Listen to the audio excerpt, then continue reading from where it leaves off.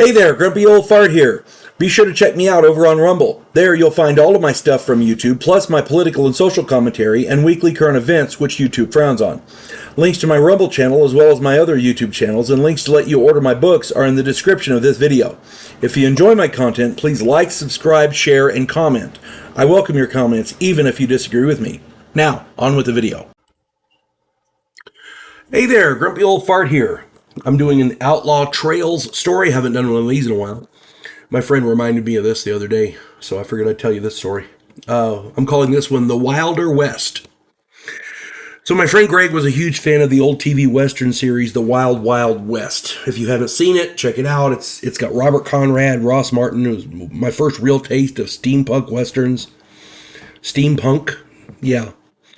It came out in the 60s. It's really great. They fought all manner of evil geniuses, and they had all kinds of adventures. Picture James Bond with all of his gadgets in the Old West. Yeah. Anyway, Greg wanted to run Outlaw Trails, and so we all made up characters. There were 5 of us, and we made up a variety of different characters. The setting was 1875. He allowed us all 5 times the normal starting cash so that we weren't, destitute. The only real provision was that we all had to have military experience of some kind. My character was an explosives expert who had served in the Confederate Army. Greg worked that into the plot. The 5 of us were recruited by a mysterious government agent. We were each to be paid $25,000 to locate and bring back a specific item. Now, in the Old West, $25,000 was a fortune. I mean, you could retire on 25 grand easy, and live the high life. The item was a bomb designed by Heinrich Immelman, the man who taught me about explosives when I was part of the Confederacy. Turns out, Immelman was not happy about the outcome of the war.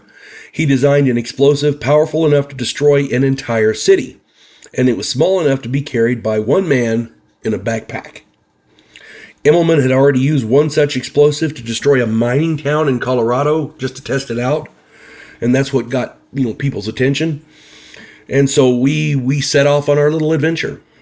Tracking down Immelman was not difficult. I'd known his son and his wife and her sister when I was studying under him, so I knew the circles that he traveled in. I knew a smuggler who knew a gunmaker, who knew a gambler, who knew Immelman's sister-in-law. She kind of liked the guy, so, We found Immelman's lair in Albuquerque. He was in an underground complex under an old mining shack, and we were able to find him. It was pretty easy, Easy is a relative term. It didn't take us long. Immelman met with me, and we discussed the situation. He told me that he had developed the explosive to force concessions from the United States government. He wanted the several states to be allowed to secede and form their own country. He wanted money to run the government until it got on its feet. I mean, he had a lot of concessions that he wanted and a lot of demands. What Greg had not known was that I had seen the TV series too. I knew how this story would unfold.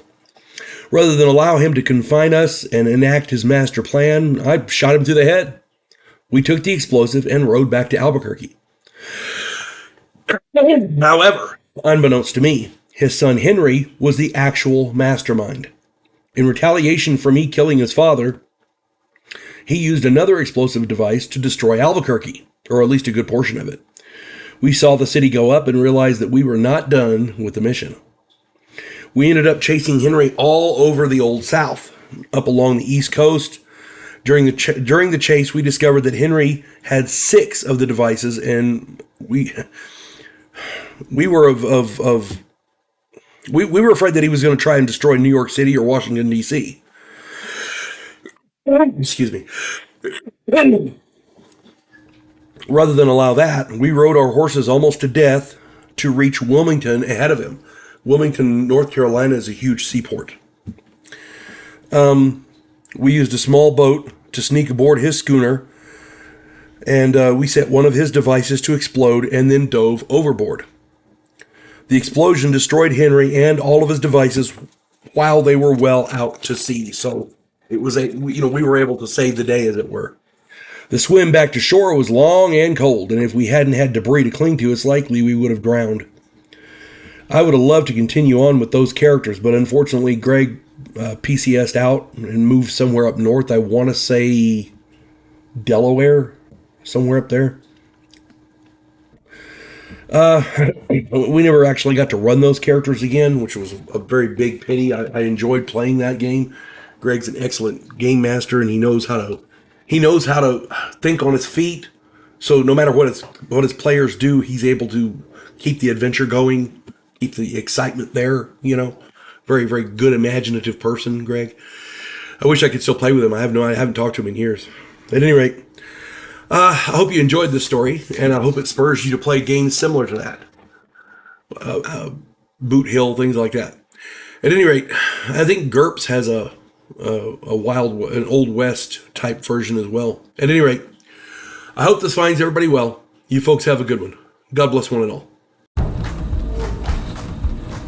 We elect cookie-cutter politicians every single election cycle.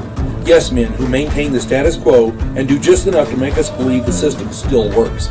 Imagine, if you will, a president who actually tries to fix things. If you like action, political intrigue, and a righteous crusade, check out my political thriller, The Righteous President. Be sure to like, share, subscribe, and comment.